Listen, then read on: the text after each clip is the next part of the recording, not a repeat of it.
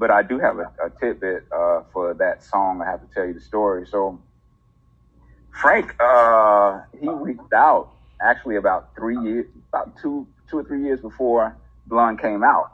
And he was like, hey, I want to do the song. So he sent me a beat, and we kept back and forth. He was sending me beats. We would listen to music.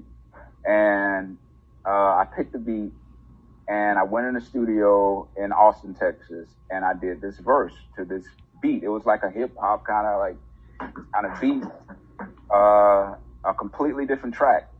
And I sent it to Frank, and he was like, okay, cool. And, you know, Frank likes to work sometimes, like he takes time. So, of course, it was years later.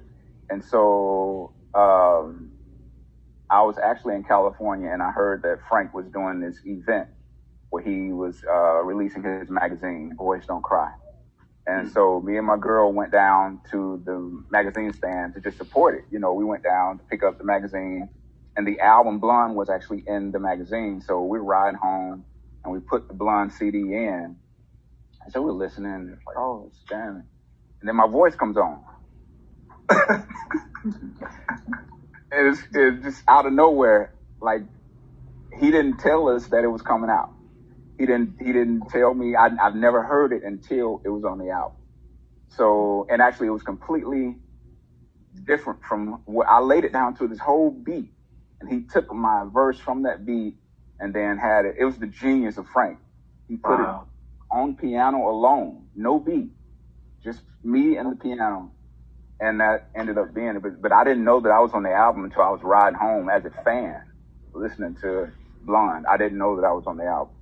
And then it was surprising that he just left my verse alone as it is, you know, on the album. But, and then come to find out later on, I didn't know James Blake at that time. And so me and James Blake in the studio one day, and he was like, you know, that was me playing piano under your verse. And I was like, what? And so, yeah. So now I'm solo that I can see under the skirt of an ant. Solo that I don't get high no more when I Geronimo, I just go hand. Solo my cup is a rojo, my cholo, my friend. Solo that I can admit when I hear that another kid is shot by the popo, it ain't an event. No more solo that no more high horses so hard to wear polo. When I do, I cut the pony off, now there's a hole that once was a logo. How fitting, solo that I can give a fuck about what is trending.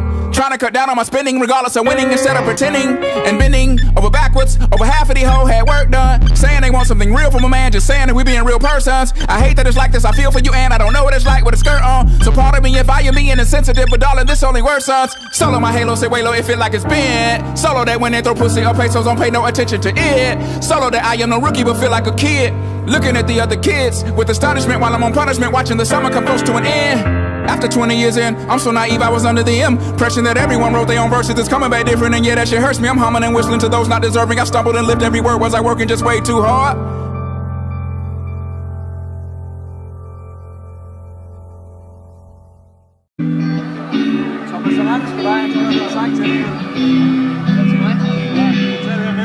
The markings on your surface, your speckles fade. Large crystals hang from here at the heel. I couldn't get your fears. I can't relate to my peers. I'd rather live outside. I'd rather chip my pride than lose my mind out here. Maybe I'm a fool, and maybe I should move instead of 2 kids in a swimming pool. I'm not ready.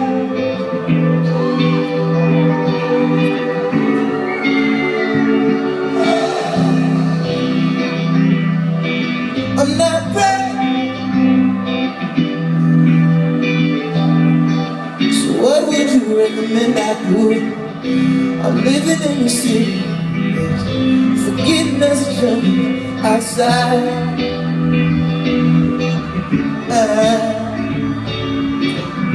I'm living in an idea from another man's mind.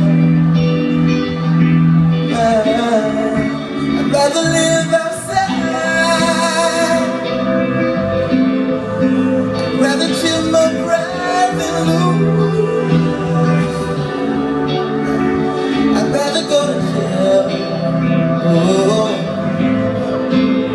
I'd rather travel,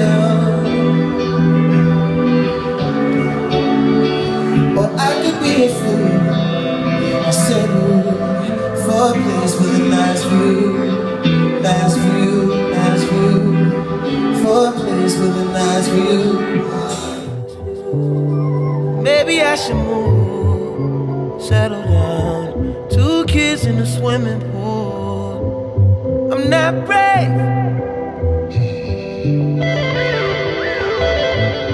I'd rather live outside. I'd rather live outside. Rather go to jail. I've tried hell. What would you recommend I do? The other side of the moon.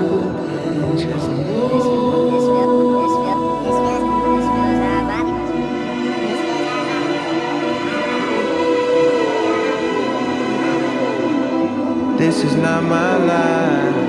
It's just a fond farewell to a friend. It's just a fond farewell to a friend.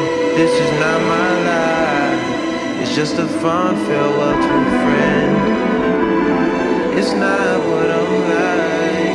It's just a fond farewell.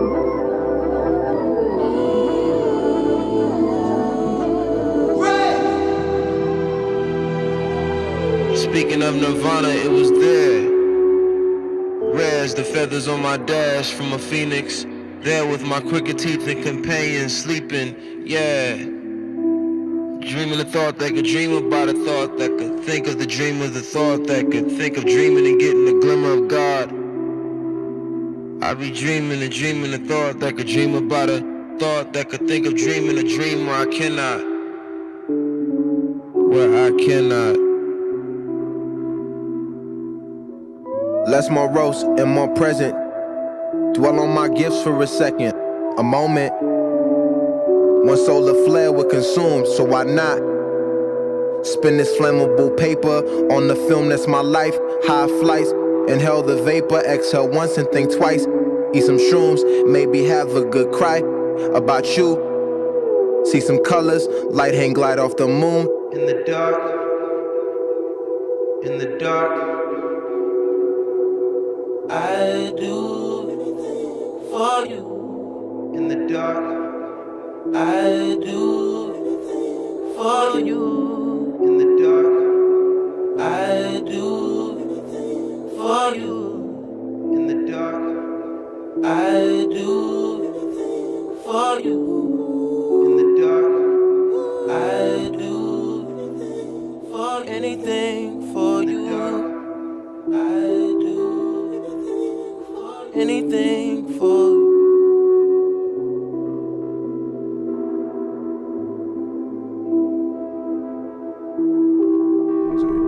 Arranging the songs, I mean, that had a level of difficulty too, but just piecing together all the resources to do it, you know, at the level that I wanted to, like the quality of record I wanted to make, and not, you know, not really know how to make beats and not really know how to engineer like that, and really only being a singer-songwriter at the end of the day, you know, it was difficult. That had a level of difficulty, but it was a process that I appreciated, you know, so much, you know, and appreciate so much in retrospect.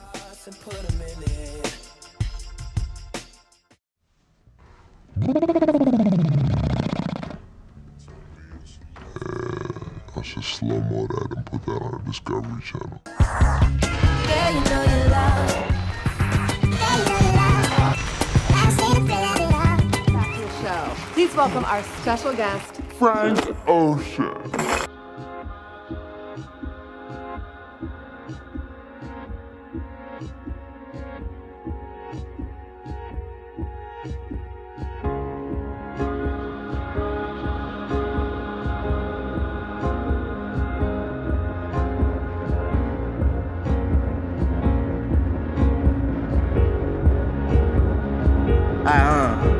If I was being honest, I say long as I can fuck 3 times a day and not skip a meal, I'm good. I used to work on my feet for $7 an hour. Call my mama like, mama, I ain't making minimum wage, mama. I'm on, mama, I'm on. Now I'm making 400, 600, 800K, mama. To stand on my feet, mama. Play these songs, it's therapy, mama. They paying me, mama. I should be paying them. I should be paying y'all, honest to God. I'm just a guy, I'm not a god. Sometimes I feel like I'm a god, but I'm not a god. If I was, I don't know which heaven would have me, mama. Let me run this bitch, I'm running to the ground, mama. The whole galaxy. Goddamn, fuck these lanes, they don't want none. Fuck these lanes, they don't want none. Fuck these niggas. Fuck these niggas, they don't want none. Fuck these niggas. Fuck you niggas. Fuck me, if I hated on you.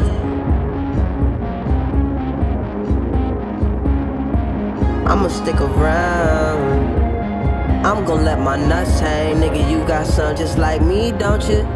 Or maybe not just like me. You know I'm Africano, Americano. And even if you have Japanese roots, run deep. Family tree, throw a big shadow. Tech company, please give me immortality. I'm going rapidly, fading drastically. Yeah. I pull a zip down. Wet your lips first, lick the tip now. Smoke some.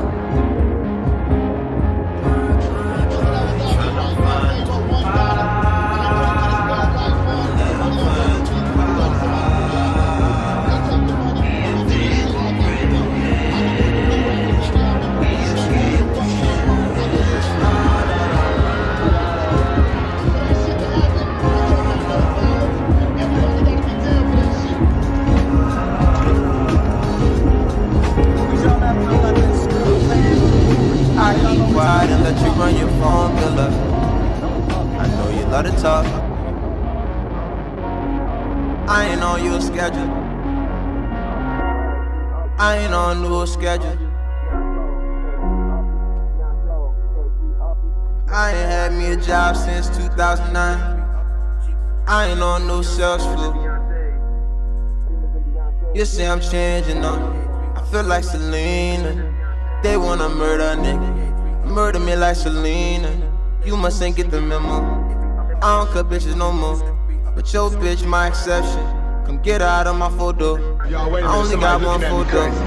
Remember when I had that Lexus? No, my friendship don't go back that far. What's up, dude? Tyler slept on my sofa. Do what you gotta do, Niggas man. go back that far. I ain't smoked all you see how that yet. go? This Just still walking last somebody song, and start so looking at finna me, wipe monkey, that you know off. what I'm saying? Like you Tolerance playing me is something, so you know? low. Now Still I can keep smoke a walking, I whole can dog. confront that bitch. Naj on my I birthday. think it will keep Tap walking, out you on know? the first I stroke. don't know This if you got ain't with no it, you know work what I'm day. saying? You She got don't to keep give with it. it anyway. I'll catch you Cause later, what man. niggas say, that's what she Don't go tell a nowhere by man. yourself. What a difference this makes. Niggas won't fight in the streets now. Shit starting to make my hands hurt. Jay hit me on the email, said I ought to act my network. Y'all, this is chess now. Now fetch, I ain't running for a nigga. Ain't ran since track meets. That's the only time I ran from a nigga. You can change this track now. Change this bitch a long time ago. No ain't like that. no and shout out to Holly Grove. I'm from that 7th though. Twins no Atlanta. Clark no and Mac no. Shit went 180 on me. Please run that back though. You say some shit about me, tell the real story. That shit happened the same time. It works on both sides. The second time, Jerron was there, nigga. Oh God, he grabbed me, and another nigga tried to. Oh yeah, Jerron told me that your ass best told me. Yeah, because the nigga tried to boom me in my face. I had AD in a headlock. First time I saw this nigga like. Put him in there. Now I'm driving round on the boulevard. The video director I work with a lot, Nabil Elderkin, the homie. He's passionate.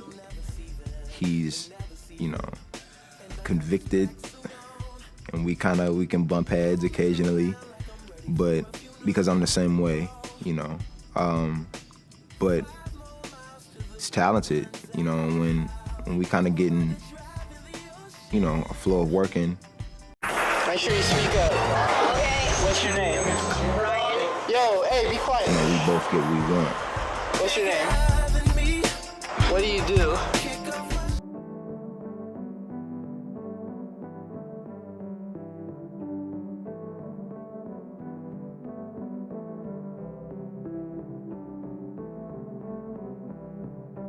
What's your first memory? The first word I learned to say, or that I ever said. What's the most amazing thing you've ever witnessed? You got to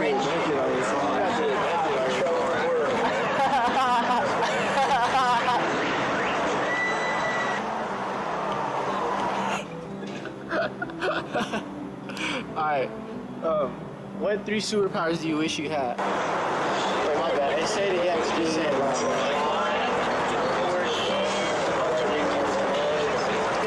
Alright, what's your name? Maybe you can get a little bit. A little bit. I can sleep without like being dead, but forever at the same time. Yo, what's the your dog? Stop. Most people have a hard time predicting where I might be or what I might be doing. If I'm not in the studio, like I could be doing, you know, monkey form by the beach. I could be doing indoor rock climbing. I could be reading Wikipedia pages on random information. I could be doing anything. There's a number of things. It's pretty rad to hear Beyonce sing a song of yours, or to hear Jigga or Ye like rhyme over and be on a song that you're on. These are, you know, some of the heroes of my generation, you know. So working with them and even being called out, like, you know, to be on those projects, like, it wasn't my doing. It wasn't like I was shopping a song for these projects. It was like they called me to come to the studio, and that's pretty rad. Said I miss you. Crazy. On this record, this latest body of work I've been doing, I think it succinctly defines me as an artist for, you know, where I am right now, you know, and that was the aim, just to make something that just represents where you are at that time, you know, in that space and time, and it does that. It's about the stories, like I said, so if I write 14 stories that I love, then the next step is to get the environment of music around it to best, like, I guess, envelop the story, you know, and like all kinds of sonic goodness. Sonic goodies, yo. Sonic goodies. Goodies, that's a weird word, goodies. 2012 and beyond,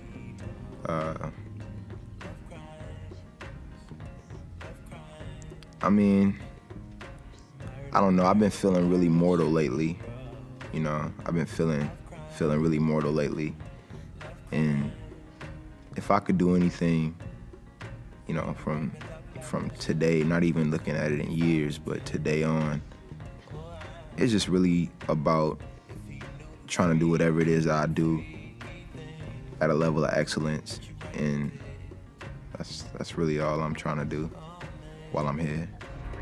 Is it really wrong that I want? You gotta put "it's freezing" in here, because it's cold. So that just gives you context for how I'm shivering through my answers. Yeah, I should slow-mo that and put that on the Discovery Channel.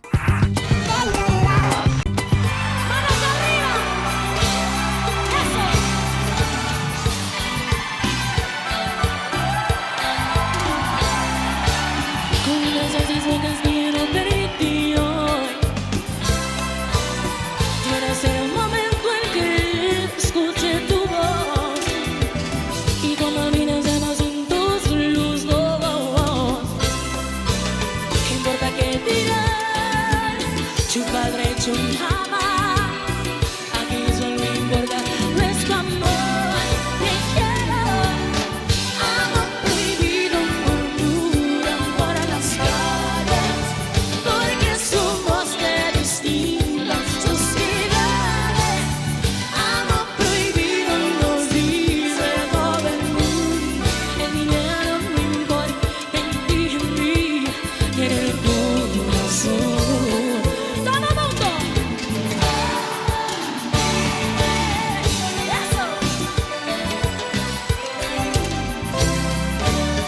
que soy pobre todo esto que te doy. Vale más que el dinero porque seas amor. Y cuando regresamos juntos los dos, ¿qué importa que dirán? Cambia la sociedad. Aquí solo importa nuestro amor. Te quiero. Amor prohibido murmura por las calles, porque somos de distintas sociedades. Amor prohibido nos dice todo el mundo. El dinero no importa en ti ni en el corazón. Otra vez. 5, 4, 3, 2.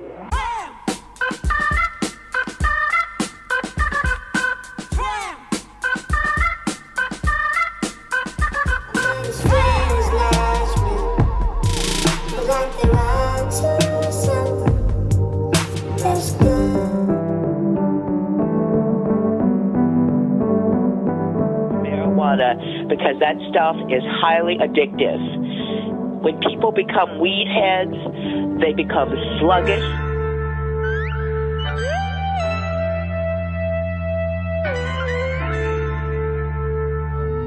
But you gotta hit the pussy raw though. Now your baby mama ain't so vicious. All she want is a picket fence and you protest.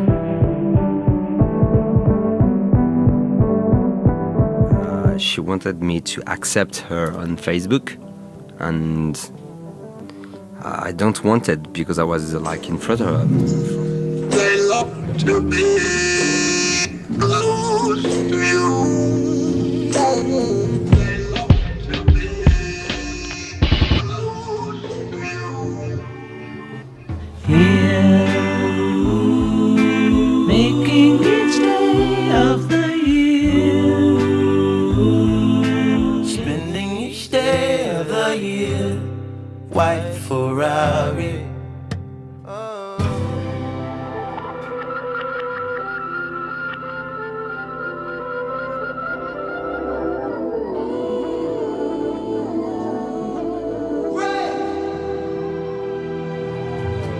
This is not my life. It's just a fond farewell to a friend. This is not my life. It's just a fond farewell to a friend. It's just a fond. It's a sweet word.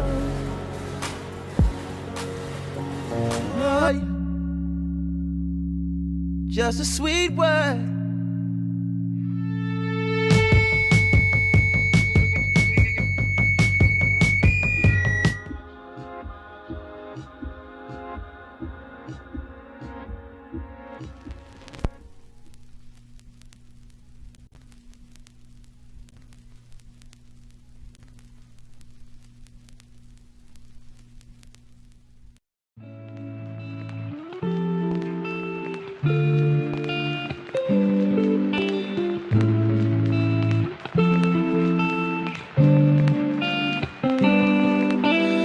Frank Ocean, the man, the myth, the legend. He's one of the most quiet yet well-respected artists in our current time. Personally, it's bittersweet being so intrigued by someone's work yet so deprived from it, but each project is never a disappointment. I saw him live in 2017 at the Way Home Festival, when I purchased a one-day ticket and got this shirt right here. But when my record player came around, I was shocked to see that virtually any other merch from him was nearly unobtainable at hundreds of dollars. Being deprived from his music while listening to Nostalgia Ultra, I recognized the vehicle very well and really liked it, only after realizing this BMW was made in the same era as my family car that we had in the early 2000s. I looked a little deeper into the car on the cover to see if Frank can actually be seen with this car in the past, but quickly found that it wasn't even his. Welcome to my channel, Converse With Me, where I try to spark conversation on deeper aspects in the music industry that are often looked over. Nostalgia Ultra, Channel Orange, Endless, and Blonde. A short but powerful discography for renowned artist Frank Ocean. Knowing his poetic thrill that he has within his music, I was not surprised to uncover the much deeper meaning behind each of these album covers. Back to Nostalgia Ultra, a beautiful orange BMW, parked in a fall-like rural setting, with nature draping over the vehicle, like an animal in the wild. It's crazy to think, but neither this picture or vehicle is Frank's, even though he has a strong love for classic cars. Actually, Frank doesn't even live close to where this was shot or even know who the owner is. The vehicle is owned by a user that goes by Dreisbrug on Beamer forums and Reddit. The picture was taken on Route 82 in North Delaware. Dreisbrug was very surprised to suddenly see his messages blow up, as Frank used this as a mixtape cover without contacting him first, possibly by just stumbling upon it on Beamer forums. He stated that the orange paint job was actually done by a chicken farmer who previously owned the vehicle. The font itself on the cover is a mix of Cooper Black and Orator, where both fonts are found once again within the Channel Orange cover. When you look at this color, what does it make you think? If you have any color association to anything, it's called synthesia, a perceptual phenomenon in which stimulation of one sensory cognitive pathway leads to automatic involuntary experiences in a second sensory or cognitive pathway. Specifically with associative synthesia, people who feel a very strong and involuntary connection between a stimulus and the sense that it triggers. With over 80 types of synthesia, Frank explained his condition as, more specifically, grapheme, the neurological condition that associates colors with letters and numbers. It's also sometimes called seeing sound, which is the name of a 2008 album by Pharrell Williams and Chad Hugo's Nerd. Frank Ocean mentioned that he and Pharrell, who produced 2 songs off Channel Orange, talk about their synthesia all of the time. The album title is a reference to the syndrome and what he saw the first time he fell in love. It was the summer and everything was orange, just like this summer. Frank Ocean spoke beautifully and elegantly about his first love, a love struck up in the summer of his 19th year on Earth, a love with a man. He explained this summer more in depth in an open letter he created. It's hard to explain Endless as just a cover, as the image on it is just a still of a 140-hour video, shortened to a mere 40 minutes. Endless was a surprise to many. Needless to say, it was different. On August 1st, 2016, a live video hosted by Apple Music showing an empty hall was launched on a website, boysdon'tcry.co. The video was revealed to be a promotion for Endless, a 45-minute long visual album that began streaming on Apple Music on August 19th, 2016. Tom Sachs, who had a great role in the Endless set, had this to say: "We're living in an age of non-handmade things. The iPhone is the best made thing there is, but there's no evidence of human being involved with it. Frank's music, which is very personal and literally has his voice, in the same way that all musicians have their voice, it simply takes time. And when you see the video, you see him building a stairway to heaven in real time. If things that are made by hand take time, this stands as something that we can all learn from and take an opportunity in whatever our work is, in our lives, to do things by hand, and to do things we speak of the individual. Our personalities and characters are being homogenized through the greatness of the computer, but there is an opportunity every once in a while to actually leave your fingerprint in something. And it's as simple as that. The staircase is a metaphor for art.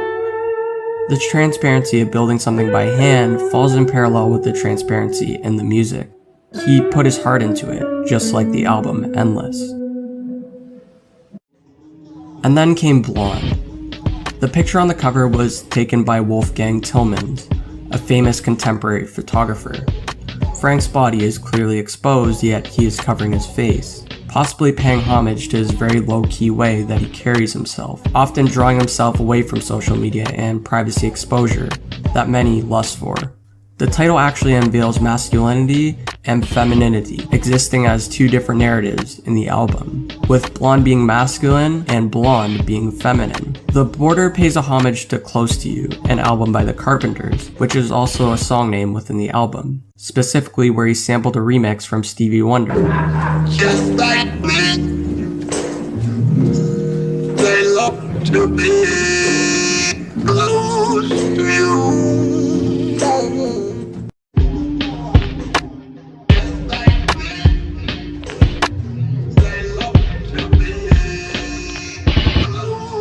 Who himself sampled the Carpenters. Just like me, they long to be close next to you. The thick border and blank space encourages focus among the main image of Frank on the cover. To no surprise, Frank had multiple album covers to Blonde, featuring Frank at a Japanese racetrack taken by Vivian Sasson. He was also wearing a hoodie with a reverse NASCAR logo. Frank's helmet in Blonde features Rauweiler grip on the visor, a company reputable for their Porsche body kits. Frank boasts his love not only in the Nostalgia Ultra cover, but also through many of his lyrics. We tried to sit, had the X6 back then. 1998, my family had the Acura. Oh, the legend. I only got one photo. Remember when I had that Lexus? No, our friendship don't go back that far. This song is dedicated to my 91 act. You are.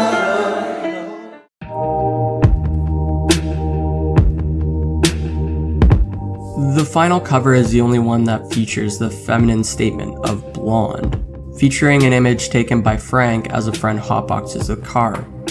The image was also featured on the Boys Don't Cry magazine in a piece titled Glitter Boy Down, Best Day Ever.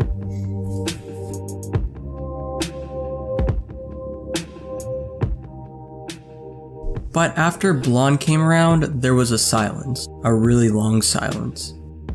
Now we sit in October of 2019 with the release of DHL, but little to no information about the upcoming album. I think we can all look at the situation as a staircase in Endless. Frank's albums are not an iPhone. The reason that we fall in love with his music is because it simply takes time. So whether his album comes out at the end of the year or whenever, take appreciation to understand that good things do take time, and so does truly good music. Thank you guys so much for watching. Please drop a like down below, and until next time.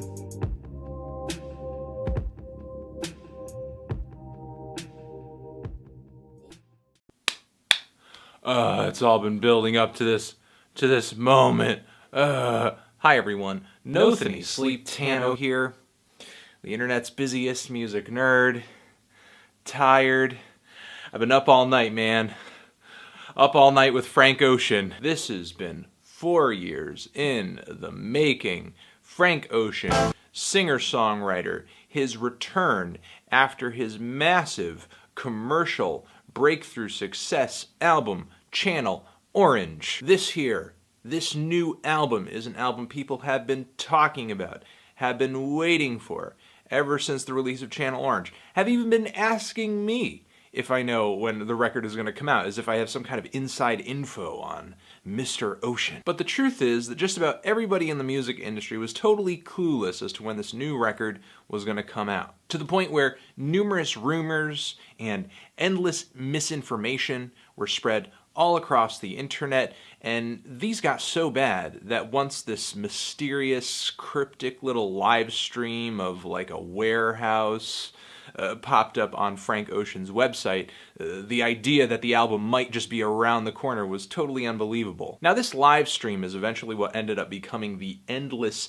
visual album that was released just about 24 hours before this new Blonde record. The album that I'm guessing was formerly Boys Don't Cry. Could be wrong on that. If I am, leave a pissed off comment down there in the comments. Thanks. Now, since Endless and since Blonde were released so close to one another, I mean, I think it could have been spread out just a little bit more, but since they were released so close to one another, didn't really see a point in doing a whole second video just to review and go in depth about Endless, especially since my opinion on the project is pretty cut and dry. Endless is an indulgent and purposefully obtuse art project commissioned by Apple to get buzz built up for this new record. Get social media accounts updating, get people talking, get bloggers blogging. I'm not even gonna sit here and pretend to care about a bunch of guys sawing wood and welding while wearing designer sweaters. But what was good about Endless was the music. With the exception of the very odd and new wavy device control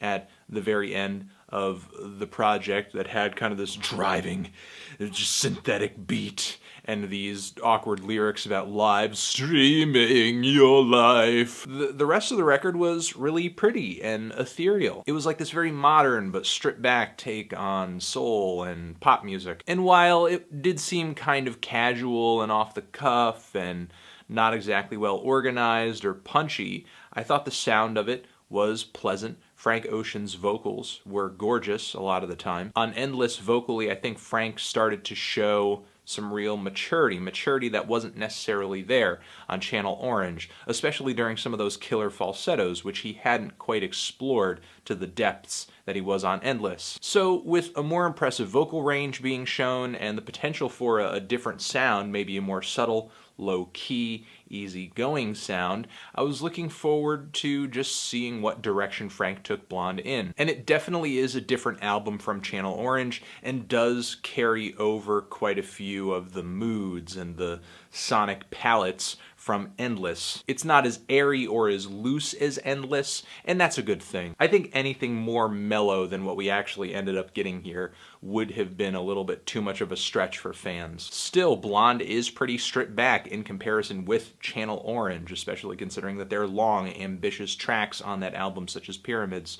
It's stripped back in comparison to Frank Ocean's many contemporaries as well. Instead of huge and complicated instrumentals and explosive choruses, Blonde finds power in simplicity and raw emotion. The instrumentals and the ballads on this thing, a lot of the time, are pretty modest. So modest to the point where somebody who's looking for something a little more extravagant might think that there's really nothing special going on here. There may not be any pyrotechnics on this record, but I still find a lot of what Frank is doing on here pretty adventurous. There are moments where I'm reminded less of Frank's R&B contemporaries and more of indie artists like Bon Iver on this thing. Like on the kind of warbly and demo quality Good Guy interlude, or at the end of the track White Ferrari, where we have like this acoustic breakdown with some faint rock samples going on in the background that I can't quite place. And this musical change of pace and these influences, these sounds, none of them should really be a surprise considering the strange and eclectic list of credits Frank put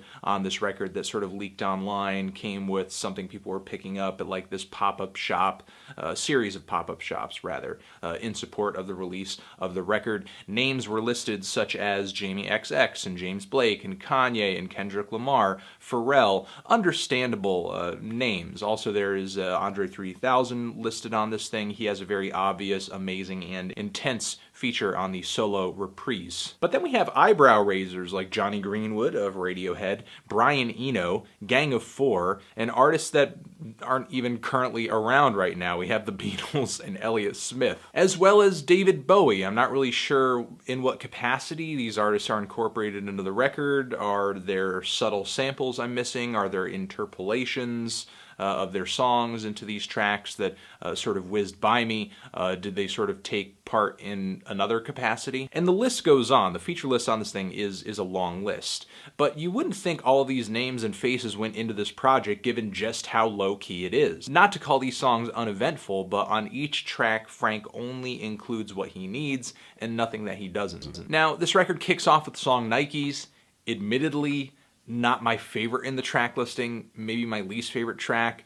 Could possibly be because of the pitched, chipmunked lead vocals on the beginning of the song that last way too long and fit kind of awkwardly against the like 808 drums that are very slow, very steady, very watery synthesizers on this track too. The chipmunk vocals don't really add anything to the narrative, in my opinion, as Frank sort of seems to be singing from the same standpoint here that he is later in the track when he's sort of in his normal range of voice. And the track doesn't really have a strong narrative either, as it's kind of like a salad of references to Frank's recent experiences, current state, with maybe a few faint statements on love and materialism. And there are a couple other tracks on here that I find to be kind of similar, as Frank is sort of flipping through a bunch of random thoughts against a kind of pretty watery instrumental. The song Skyline 2, or the closer, Murder Me Like Selena, Still though, I guess this introductory track does a decent job of setting the tone for the very easygoing record,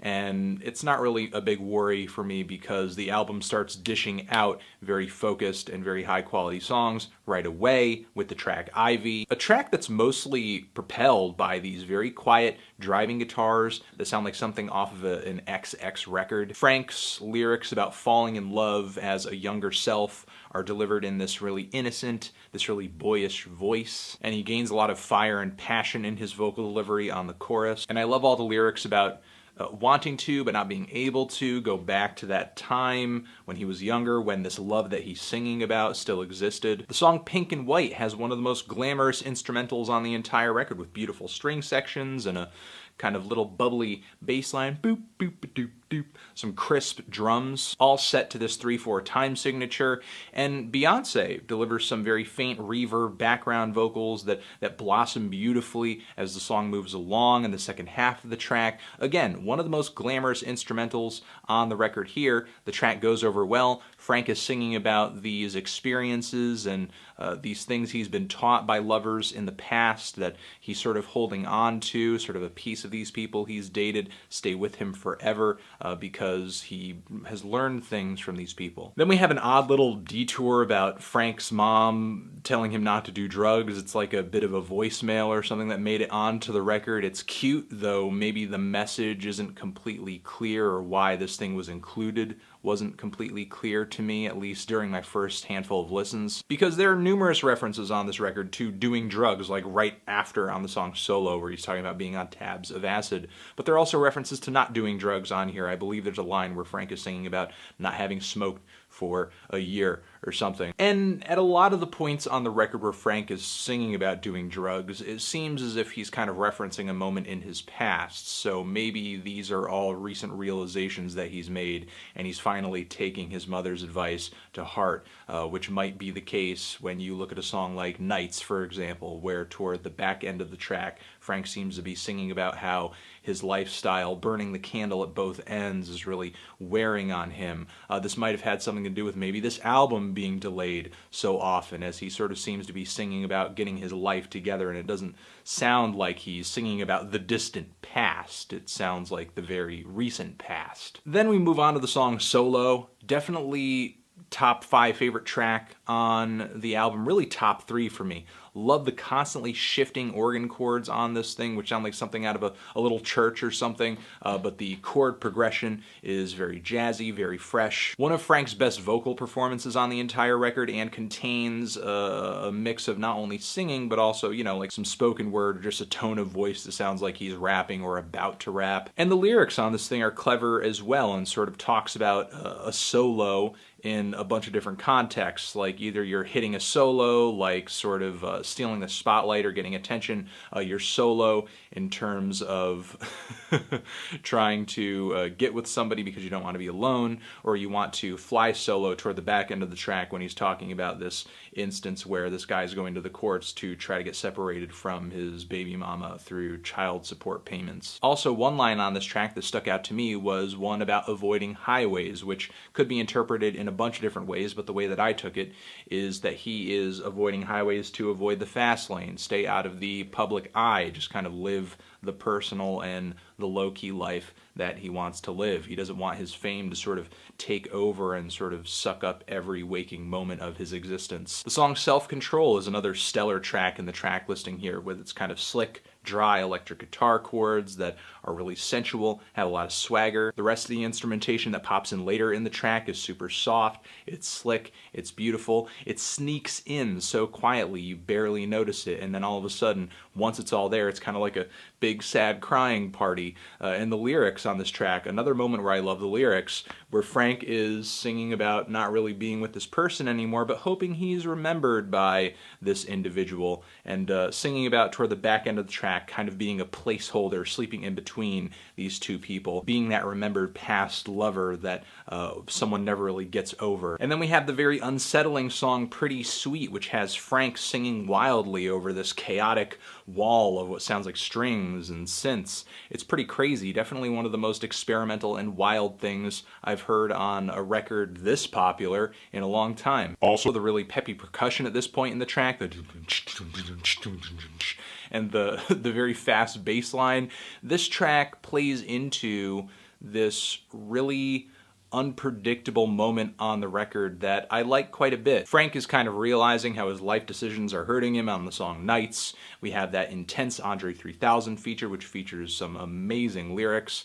We have the weird Close to You interlude track, which features an interpolation of the Carpenters song of the same title. And we have the Facebook story skit as well. There are so many risks on this album at various points, but they're quiet risks, so they might not be just hitting you over the head. And they're pretty refreshing in my opinion, even if a couple of them come off as somewhat random or just kind of unfinished ideas. The album gains its composure once again and starts dishing out more fleshed out and more coherent songs, though they are some of the most structurally and sonically odd in the entire track list, like the dreamy White Ferrari or the track Siegfried, which has some amazing string arrangements and rap passages as well. And then we have the emotionally stunning Godspeed, which has a gospel vibe to it that ends the album off, or almost ends the album off, really well. And then we have the closer, which I'm still kind of indifferent toward. Don't care about the vocal delivery that much, don't care about the instrumental that much. The only thing I find kind of interesting about the track are some of Frank's lyrics as he's singing directly to his mother, and also in a way his fans, obviously, and kind of giving everybody an update on all of these recent thoughts and experiences that he's had. The only glaring issue to me about this record is that it ends and starts a little weak. The rest of the record, though, is loaded with incredible highlights, fantastic songs, or little detours that are so weird and unexpected that I can't help but find them stimulating anyway. The entire album has a supremely weird flow to it. It sort of seems to get stranger and more experimental and more, I guess, unhinged as it moves along, but it always stays low-key, beautiful, and subtle. Occasionally it feels a little unorganized, but I think that only plays into the character of the album that has this really potent humanity to it. A lot of this album is like reading into the personal diary of someone who you're really curious about, or you really care about, or you're really infatuated with, which is Frank Ocean in a nutshell. For the past several years, people have been nothing but obsessed with and infatuated with Frank Ocean, and have been nothing but waiting for this new record over here. So in a lot of respects, I think Frank not only pleased me and came out with what I think musically and lyrically and instrumentally is a great record, but I think simultaneously pleased his fans and kind of gave them what they wanted. It definitely impressed me. I guess the only issue that wasn't an issue for me, but something that I hope isn't an issue for other people, is that I just kind of crossed my fingers and hope that a lot of people didn't find the music too sleepy or too uneventful on this album, because if you are a more patient listener, I think you are going to find a lot of things to like about this project. I'm feeling a decent to strong 8 on this thing. Transition, and there you have it, my thoughts on the new Frank Ocean record. Great record. Definitely going to be a highlight of the year for me. And yeah, that's it, guys. What do you think about this album? Did you love it? Did you hate it? Why? What do you think I should review next? And that's it. Anthony Fantano, Frank Ocean, forever. Blonde was an album that took Chris, aka Frank Ocean, nearly 4 years to create, but was inspired by events over his lifetime.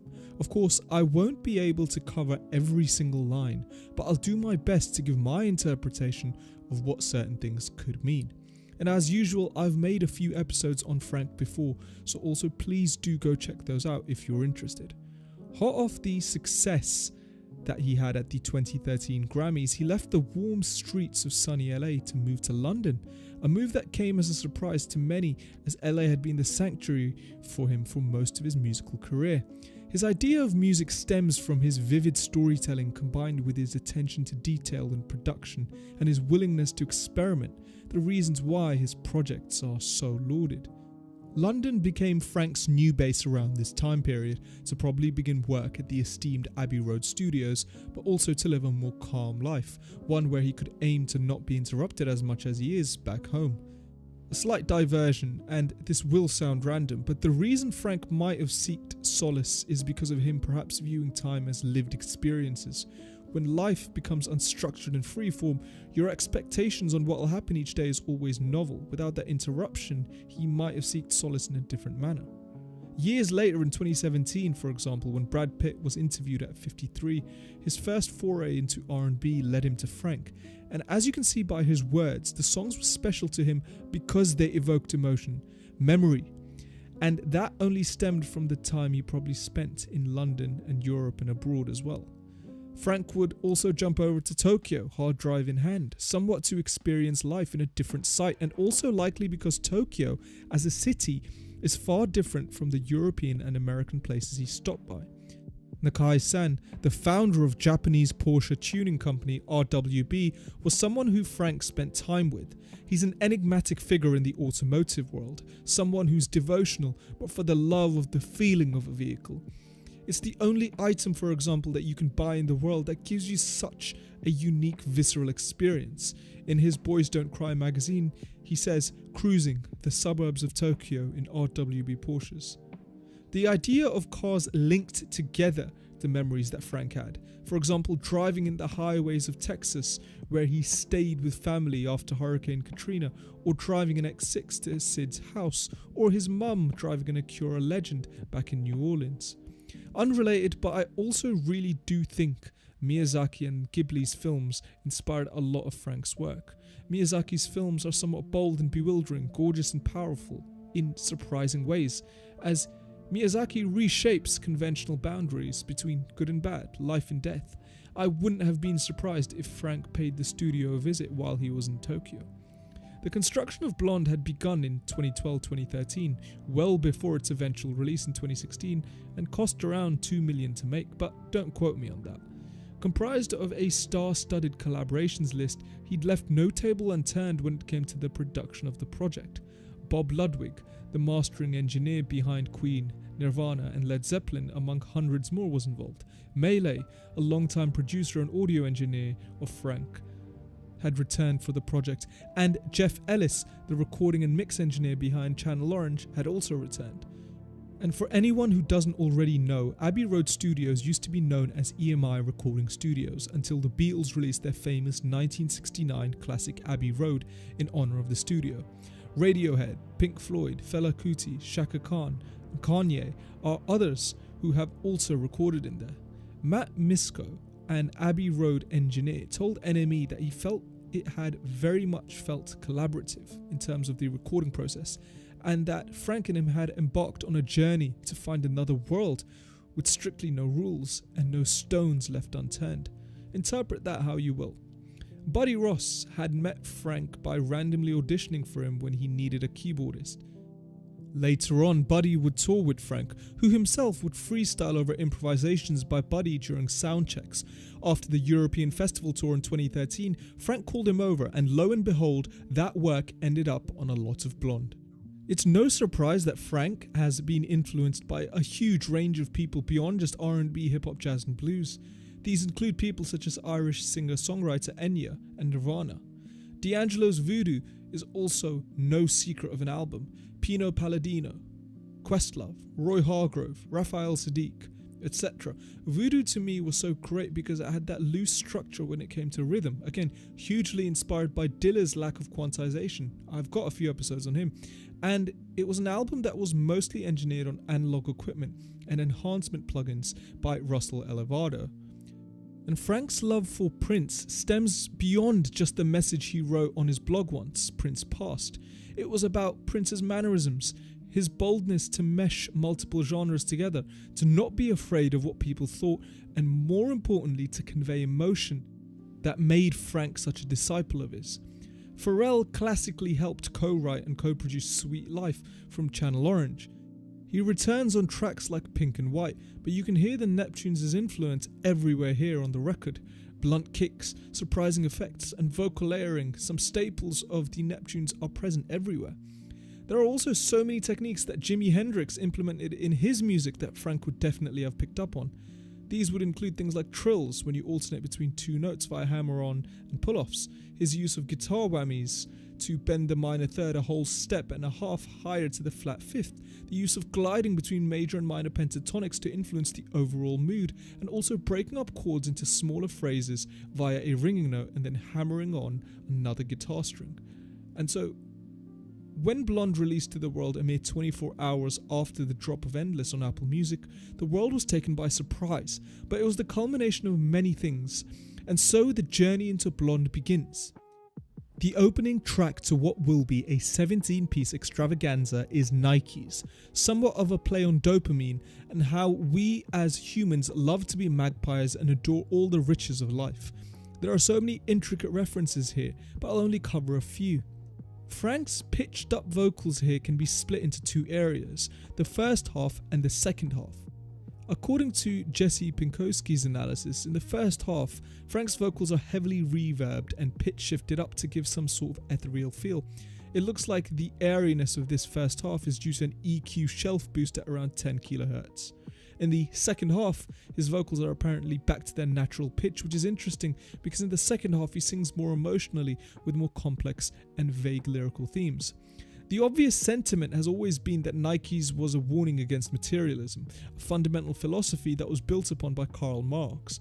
Furthermore, you can see that Frank's referred to Othello, a play by Shakespeare whose main lesson was that lying and not being true to oneself will come back to bite you in one way or another, something that will definitely have distinctly influenced him, as you'll see later on. He also lays respect to the late A$AP Yams, who rocketed the A$AP Mob to global notoriety through the impeccable use of his musical taste and forward-thinking ideas.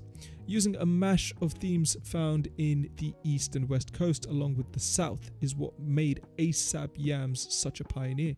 Pimp C was known for his work with Bun B as a founding member of UGK, who themselves were ridiculously inspirational for their highly regional raps, bigging up the small towns of South Texas through their own unique sonic production. Frank's vocal chops are modified in a similar way to how Pimp C actually used to modify them. The Nikes music video references the Heaven's Gate cult, a cult group who committed suicide in order to reach an extraterrestrial spacecraft following a comet. All of the members were found wearing Nike Decades, as the group had supposedly received a good deal for 39 pairs of them. How ironic. Ultimately, a metaphor that all things come to an end, no matter what you glamorize. Ivy, as Frank's quote from his New York Times interview on this song mentions, is somewhat about memory and how it's pulled together. In his book, Harvard psychologist Schachter talks about how memories are encoded, stored and retrieved, and how remembering is damaged and preserved in amnesia, and how memories can also be distorted by trauma. While the start of nothing is commonly perceived to be about a doomed relationship, the idea could also be about something that's been analysed by academics for years, believe it or not. The question of what is nothing? I'm going to mention a quote by Sean Carroll, a theoretical physicist. Science and philosophy are concerned with asking how things are and why they are the way they are. It therefore seems natural to take the next step and ask why things are at all. By never being a kid again, Frank slowly tries to emphasize that the past is the past, segregated away to memory. Mistakes are mistakes because they help us grow, they help us learn, and it's a subtle way of saying that they're an essential phase in our life. The phase. He has a quote in his GQ interview where he mentions how Odd Future, what you could call a phase of his past life, changed his future trajectory. And I quote, "And here was this group of like-minded individuals whose irreverence made me revere. The do-it-yourself mentality of Odd Future really rubbed off on me." One of the most melodic songs off of the album, it is an ode to a lot of things, and possibly an indirect reference to previous songs, White, with Odd Future and Pink Matter off Channel Orange. Yes, I'm talking about Pink and White. The thing about Pink and White, before I continue on the symbolism, is something that Ethan Hine covered on his blog. It's a song that uses the same chord pattern over the entire song, C major 7, B minor 7 and A major 7. But as Ethan said, you can think of this progression combining chords from 4 different modes: natural minor, feeling sentimental and sad; mixolydian, bold and bluesy; major, feeling majestic; and Dorian, melancholy yet optimistic. Not necessarily thinking about the symbolism behind them, but you can notice a sense of contrast firstly. Pink and white representing the sky, and then black and yellow representing the roads and land. The idea that we alter ourselves beyond and between being dreamers and living in reality. And the lines that are blurred when we truly believe there can be a bridge. While black and yellow as colours denote strength and the celestial, pink and white could denote a state of joy and also a blank canvas. As Slap Happy Larry stated, a lot of the time, flying equals freedom. But not just freedom from specific circumstances in the plot, but also freedom from more general burdens of life. In a slightly religious sense, flying equals a freeing of the spirit. But also think about Icarus, who flew too close to the sun, very close to the sun, and fell. It's that uncontrolled freedom that can also be your downfall. Indian culture has long glorified the role of a woman as a mother. She is deified as a goddess, sanctified as nature and nation, eulogized as the provider of life, food, tenderness and affection. Frank's dedication of these lines to Ketonia is nothing short of beautiful because he's humble enough to remember his success came from her. Living without restraints is somewhat similar symbolism to the idea of immortality being free of the main fear that people have. Life immortality is the concept of saying life just is. The idea that we are alive and that's all that matters. That our existence is immortality in itself. We have the burdens of complex emotions and ego that other living species on this planet don't have. Be yourself is a voice message from Rosie Watson, the mother of one of Frank's childhood friends. While it's a piece of guidance, it's a bit more than that when you dig deeper. Striving to be someone else to please other people or other people you know can be dangerous. The uniqueness that is yourself is the most important thing to never lose, because that is what you bring to this world, and that will not only benefit other people but yourself as well. To unlock your true potential, you must give yourself a chance. Let yourself grow. It's relevant to Ocean years later because he was with someone who was defined by shifting desire and individual encounters, rather than solidifying his own identity as one block, hence his coming out letter. The 6 Pillars of Self-Esteem by Nathaniel Branden, PhD, considered the father of self-esteem, outlines 6 principles in his book: living consciously, practicing self-acceptance, practicing self-responsibility, practicing self-assertiveness, and practicing living purposefully and personal integrity. All of these, when combined, as Rosie would have no doubt gone on to say, form how we can feel better about the decisions we do, and therefore have our own affirmation about our beliefs. We can do this because we'll trust ourselves more. Solo is really a song where Frank reminisces alone. I think there's a really overlooked point by people on what the difference is between being alone and being lonely really is. On this track, things like self-love, missing someone, and the realities of life are covered on here. Solo sounds upbeat. It starts with that gorgeous organ, which constantly keeps shifting in terms of chords. In this sense, instrumentation for this track is kept quite minimal for this song.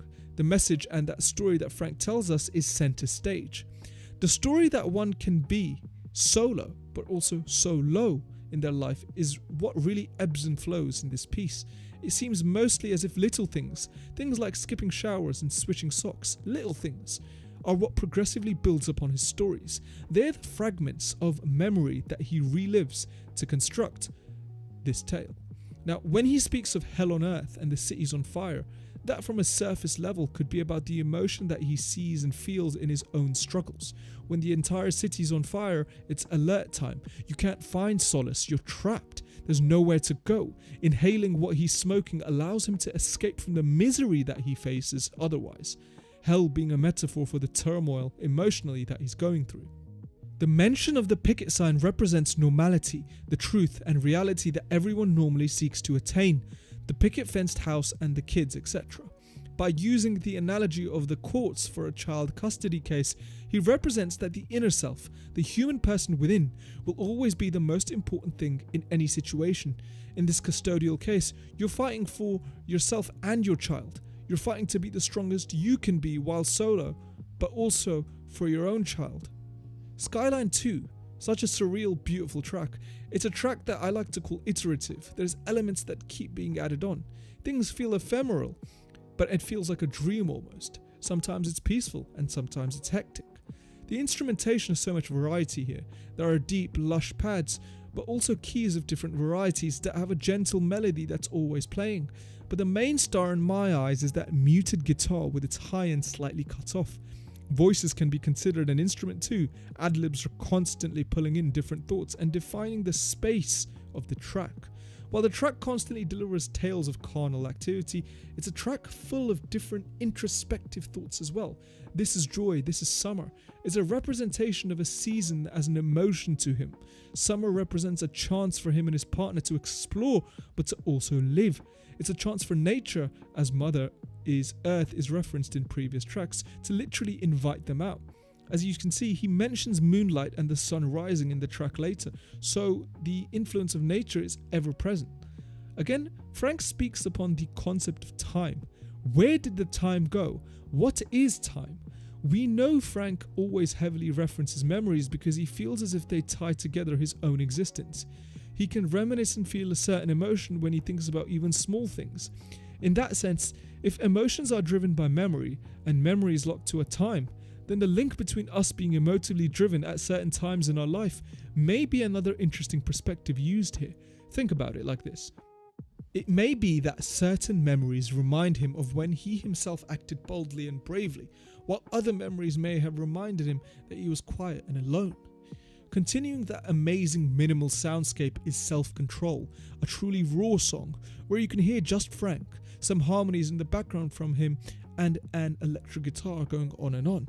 That pad that comes on halfway and the other small background elements that come in really change the mood, especially those gorgeous strings. I imagined a wolf in the moonlight howling alone to this at times, as symbolism. It's a tale that's almost bittersweet because the subject matter is a failing relationship, knowing that the inevitable is around the corner because the other individual is not on the same wavelength, and that can be a hard pill to swallow for sure. The different pitches used here almost sound like different characters narrating the story.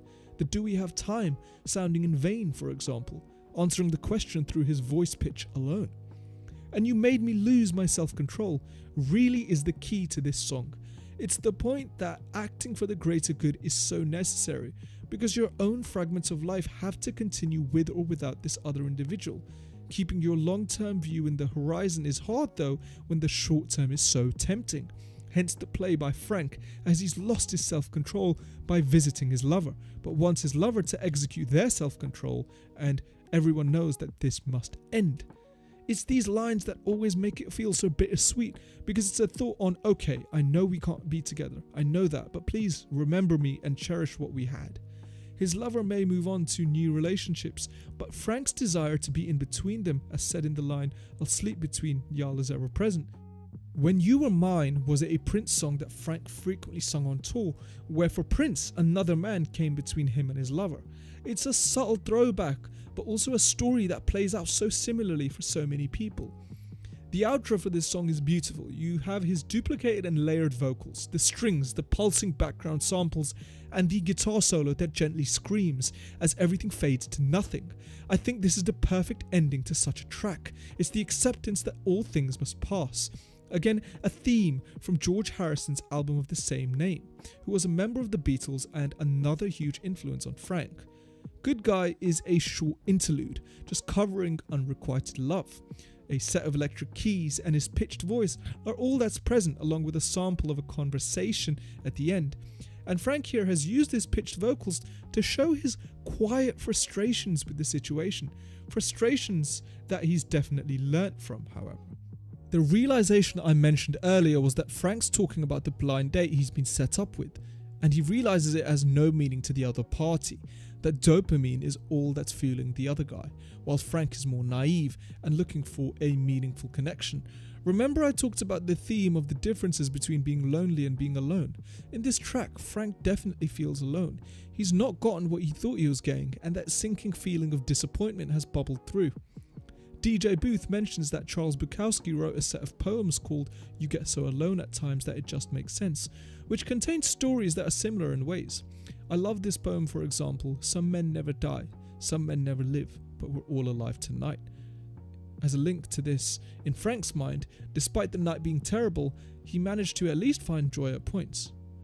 Everyone loves Nights, and I can see why. It's a track that switches up dramatically and seamlessly, and while there are 3 instrumental changes technically, many people have written that this is one of Frank Ocean's best songs because it is a long winding tale that is extremely personal and has different chapters to it, and not just because of the beat switch ups. You could say that the first part is akin to an uplifting sense of joy, somewhat of an elation. This chapter really discusses the way in which he saw the world, and again, another relationship that he had with someone. He has a line in that first verse, transportation handmade, and I know it's better than most people. This is a subtle reference to his time in England, where he threw parties and built 4 Project M3s according to his Boys Don't Cry magazine article. Again, with the lines like, round your city round the clock, he could be talking about how he's been around the world, and likely in the city that you live in, for example Tokyo, London, Mississippi, New Orleans, LA, and much more. In the relationship instance, he's quite distant from this person that he keeps mentioning. The actual small disdain he has for this person can be seen in lines like, if I get my money right, you know I won't need you. Why your eyes well up? You are from my past life. All represent that he's fully moving on from this person. His use of the line, did you call me from a seance, is interesting, and traditionally because a seance is a ritual used to contact those who have passed. In this sense, the person may be attempting to contact Frank despite their link and or relationship being dead. Frank, hoping you're doing well, is a sign that he still wishes the best for this person and that he has no real grudges. Again, this chorus and bridge have some super interesting lines. The switch up with a slight change in pitch, along with added percussion, slightly adds to the rhythm of this part. Overall, he's constantly stressed, overworked on his career, and as an artist is driven by his past and reality with lines like, know you need the money if you're gonna survive, and know them boys wanna see me broke down. The line with wanna see Nirvana but don't wanna die yet is a subtle nod to Kurt Cobain, who left us too early, but also is a potential reference to his desire to reach self-realization through music, which he likely hopes to achieve by constantly dedicating himself to his craft. The second half of the song hits at exactly 30 minutes, exactly half of the 60-minute long Blonde. You have those ghostly hi-hats and a much calmer reverbed piano note on loop, along with a much higher pitched voice. And I personally think this switch is so genius because the frantic electronic expositions and guitar solo just before this part appear to build to something, and then suddenly it transforms into this almost new song. Every day patches the night up, somehow a reference to the ongoing cycle of his life, whether that's partying, then nursing hangovers in the day, work distracting him from another relationship issue, or him getting some much needed rest after a long night in the music studio recording. Frank was known, for example, to spend almost 16-hour days during sessions for Blonde, for reference. And don't overlook those lines. 1998, my family had that Acura, oh the legend. That's again referencing the 3rd generation Acura Legend that they had, as I mentioned earlier. 6 discs in the changer meant that he grew to live life around whatever music was in those 6 discs. They would certainly have been on repeat on long journeys. I remember when I lived in America and grew up around the discs that my dad had in his Honda Accord. I think this last part of the verse is the most important and personal. Him preaching about bishops in the city building mansions and reverends preaching self-made millionaire status. He saw wealth and he saw what was possible while him and his mum could only afford to eat at Shoney's, which in itself wasn't an expensive restaurant in the first place. It taught him, I guess, the value of making the most of what he has. And this leads on to the next point. As he says, when Katrina hit, he had to transfer campus. Him and his family moved to Houston, where he worked hard to try to make it out of Texas. And this is the part of the story that he's referring to, where he does indeed end up deciding to pursue a career in music despite his previous studio in New Orleans being flooded. This is the point where he goes to LA, meets Odd Future, writes for Justin Bieber, etc., and moves on to the next stage of his career. A surprising guest appearance from the main man himself, Andre 3000 of the infamous Outkast group, he summarizes a lot of his thoughts about the world and industry in a voraciously flowed verse that's sharp and to the point. It's interesting to hear Frank's inclusion of Andre into the track. Again, there is a lot of points here in Solo Reprise, but to keep it succinct, I really gravitated towards 3 things. 1. Him feeling like a sellout during the Outkast reunion tours. I mean, it stemmed from that Rolling Stone interview where he felt that way because he had nothing new to say and had a family to support. It's this idea of relevance of his words and rhymes at a time of strife. In those reunion tours, he'd wear jumpsuits with text on them that brought awareness to the Black Lives Matter movements through the deaths of Mike Brown, Eric Garner, Freddie Gray, etc., and the list goes on and on.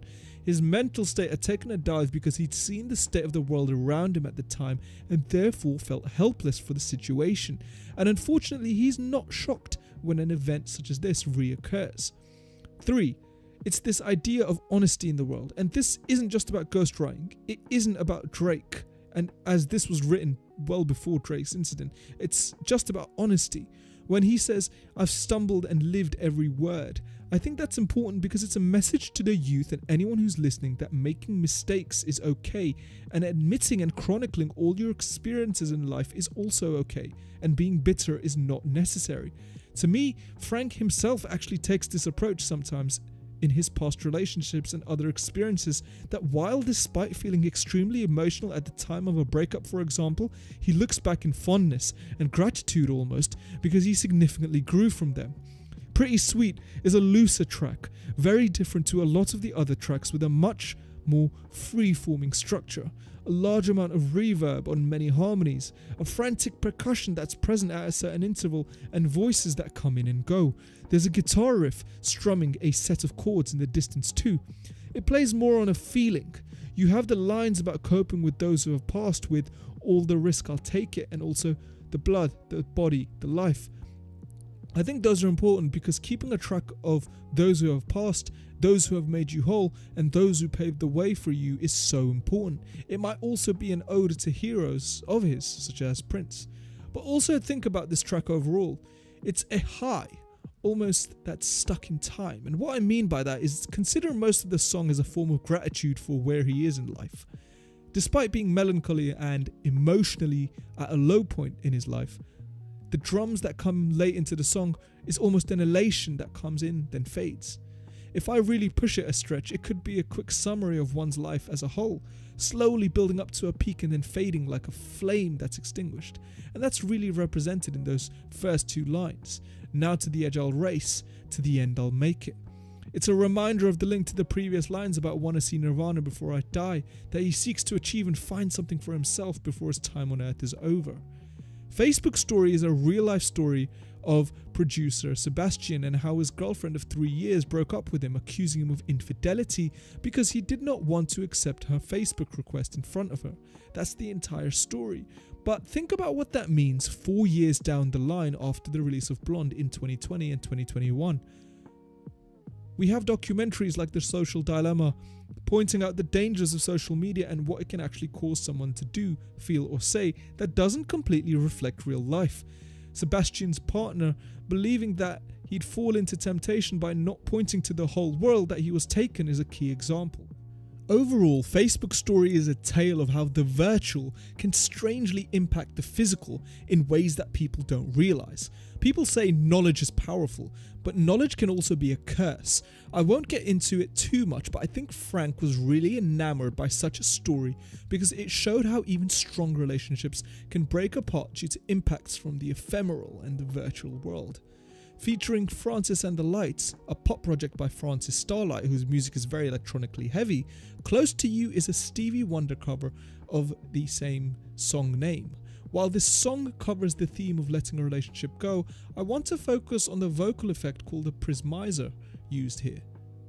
It's an effect that sounds like layers of autotune but is controlled by the artist inputting MIDI data polyphonically on a keyboard to create chords. It's essentially a harmony engine output which gives a layered output.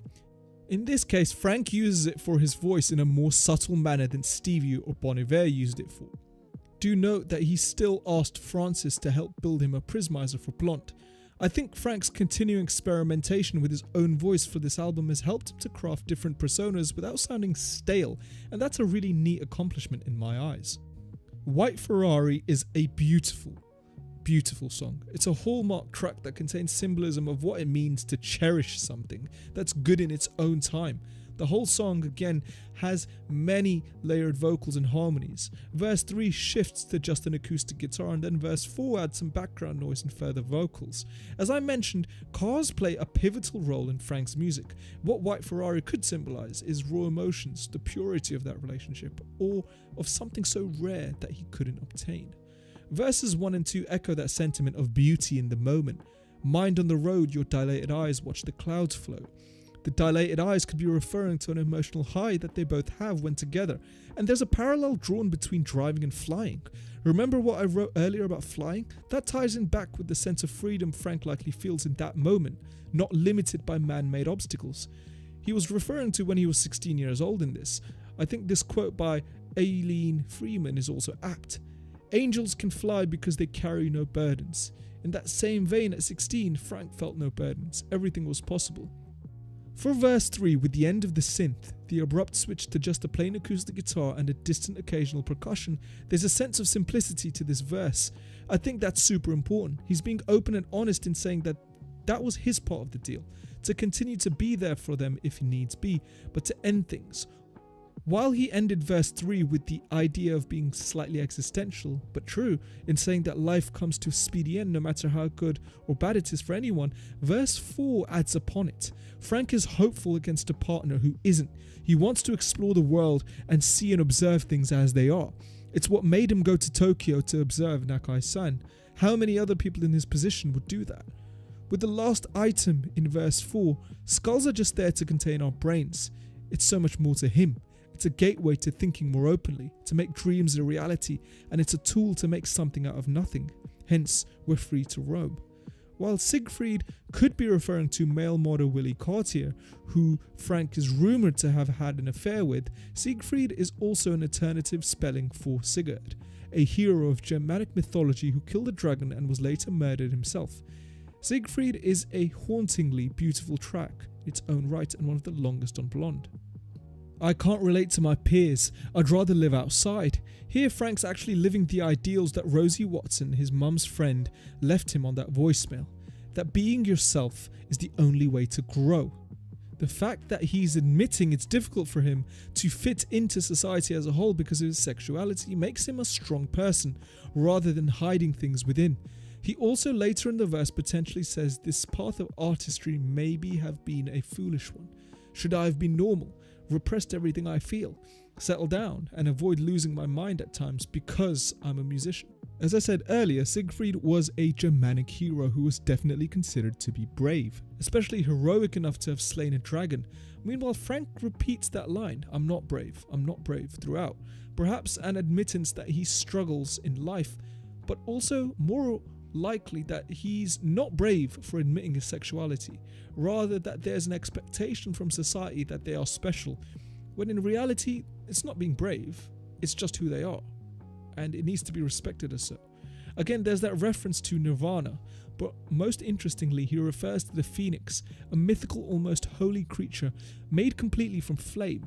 Verse 3 was confusing to me at first. It could mean a huge number of different things. To me, it means he's hopeful about the aims of being enlightened. I strongly believe that Frank is spiritual deep down, and that he believes that the path that he's on can grant him visions of God and truth. But they're as rare as a phoenix, as he mentions. I think the phoenix is also a metaphor for his own music arc. He aims to burn brightly and then leave nothing but some ash behind, to show the world his story and then vanish into the ether. It's a mixed ending to this song though, strangely. He's got a positive mindset one second, and then it becomes slightly morbid the other. He's got hope in the sense of the world, that he's been blessed to escape Katrina with his life, and then he's now wildly successful beyond his oldest dreams, while there's that other part to him that always preaches the impermanence of life. Again, think back to the George Harrison reference on All Things Must Pass. Maybe it ties in well with burning brightly and fading, because that's all we can hope to do. The opening synths, the buzzing sound effects, the organ, Kim Burrell's incomparable riffs. This is a song that is relatively short but powerful, a fitting song to be placed as the penultimate piece. Check out James Blake's semi-cover for this that he released in September this year. He co-wrote this song with Frank Ocean, so it's not really a cover as much. As per Psalms 23, he's ever giving and open to even those he dislikes now. There's no bitterness, no sadness. In fact, the whole track makes me feel a deep sense of calm and contentment with the world. It honestly makes me feel like he's partly and well on his way to enlightenment that he so desires. When he mentions Godspeed, the act is the ultimate wish for the recipient of that message to be safe on the long and incoming journey forward. Perhaps the journey that he's referring to in this sense is that of life, of its ups and downs, and of the people that this person he's referring to will meet. And to be honest, this song almost felt like Frank was talking to me, wishing me Godspeed, as silly as that sounds. Before the bridge, note that last set of lines. I think to me this was so relatable. Sometimes when people move on from where they grew up, they change their mindset. There is no sense of true home because their own sense of self is driven by what they currently do, not where they came from. Frank himself actually wrote in Boys Don't Cry the following: "A Godspeed was basically a reimagined part of my boyhood. Boys do cry, but I don't think I shed a tear for a good chunk of my teenage years. Maybe that part had its rough stretches too, but in my rearview mirror it's getting small enough to convince myself it was all good." Futura Free is a 9 minutes and 24 seconds long track. Long and the best possible way to conclude what is one of the most comprehensive albums in the modern era.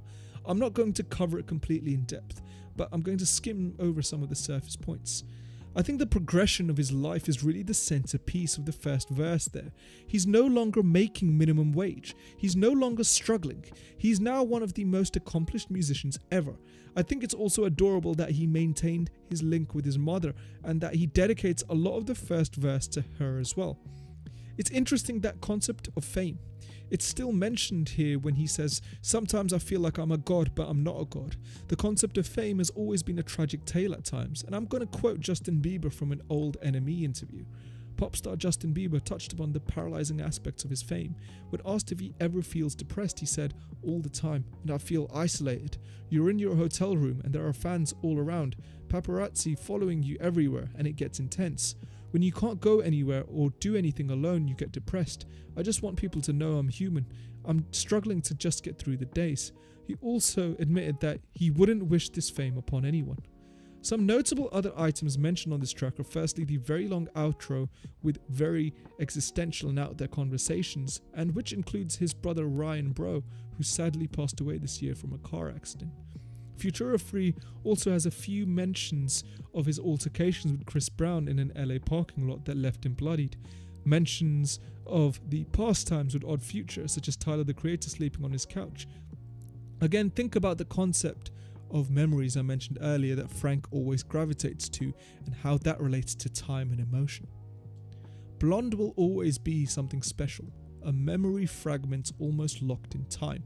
I haven't covered nearly what all of Blonde has to offer. You can discover most of these yourself and interpret the meanings however you see fit in whatever playthrough you're on. But in your next playthrough of this album, whether it's your first or 100th or 1000th, think of a few things. Think of the different songs for different moods, the different themes, the different people he could be referring to in each track. It's got a double meaning to it at times because it's got so much going on. It's autobiographical, but also philosophical. It's melodic and cohesive. You could put it on the background while working, or you could vibe to it directly with all your focus and still shed a tear. Blonde is a culmination, and it's as every bit as good as you remember it.